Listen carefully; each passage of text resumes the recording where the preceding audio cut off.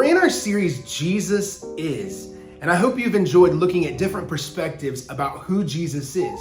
If you haven't, check out some of the other videos in this playlist, and don't forget to like, comment, and subscribe. But when you think about a rule breaker, you often think about images of rebels that disregard authority and seek to undermine order. But one scene from a favorite series of mine, The Chosen, made me think about Jesus as a rule breaker. Now, before you click off or DM me, hear what I'm saying. Jesus isn't a rebel in the way that we understand it. He isn't a rule breaker, but to the Pharisees in his day, he came across as a rule breaker. And sometimes we can have that same perspective. You see, religion is about rules and regulations. It's about doing one thing so that you can get another. It's about being good and avoiding being bad so we can obtain the status of holiness in the eyes of God. But this was never God's intention for us. In fact, even in the book of Genesis, God created man and woman, and it was perfect. There was no sin. And all that he asked was that we not eat of the tree of the knowledge of good and evil. Why? Because he didn't want us being exposed to that, because then we'd be in this lifelong wrestle with right and wrong. He created us to be with him, and when he created us, he said that we were very good.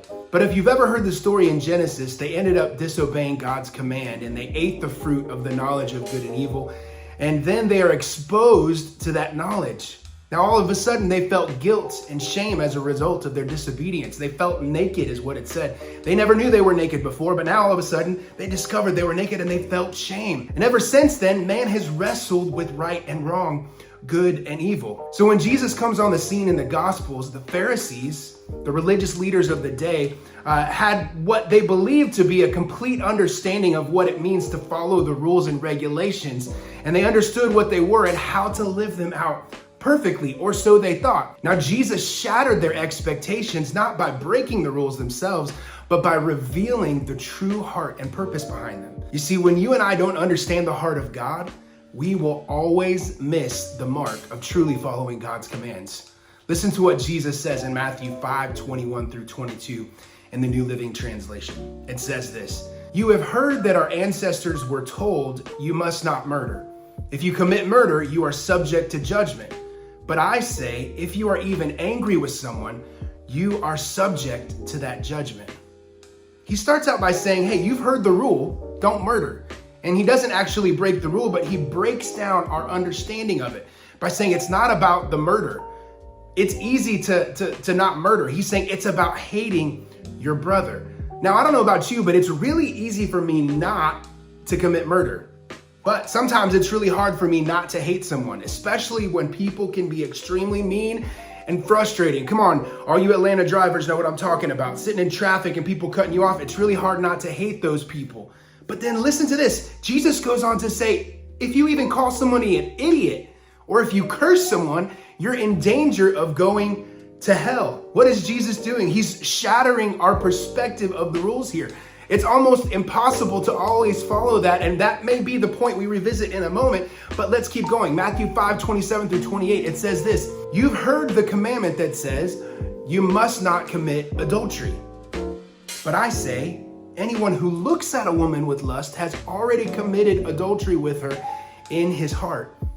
Wow, again, Jesus is shattering our perspective, especially in today's world with social media, porn, and virtual reality. We could obey the rule of not having sex. Come on, the physical act of sex. But Jesus says if we even look at somebody with lust, it's as if we've already done it.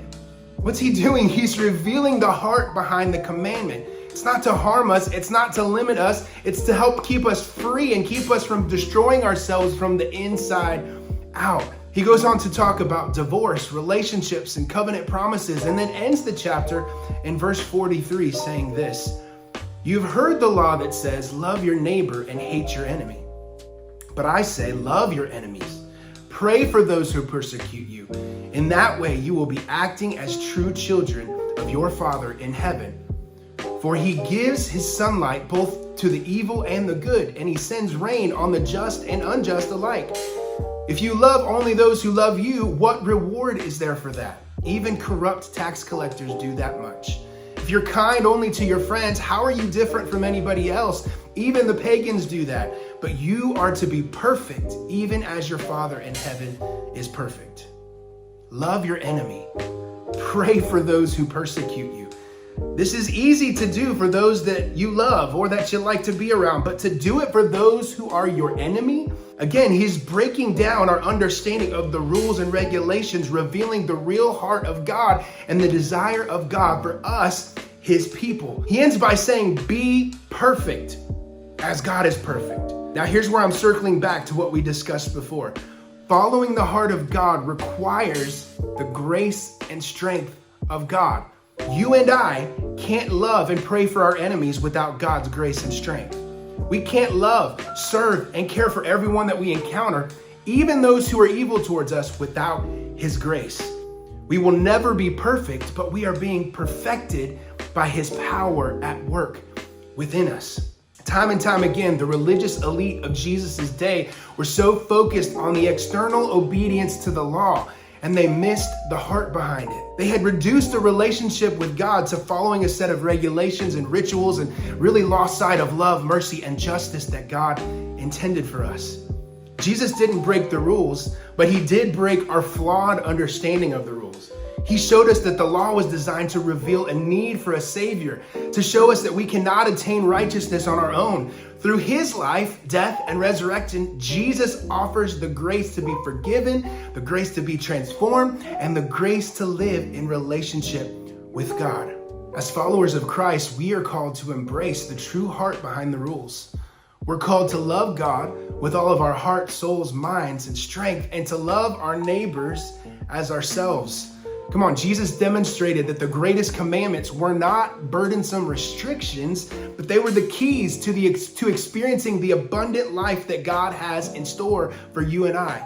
So let's learn from Jesus. He's the ultimate rule breaker who shattered our misconceptions about the law.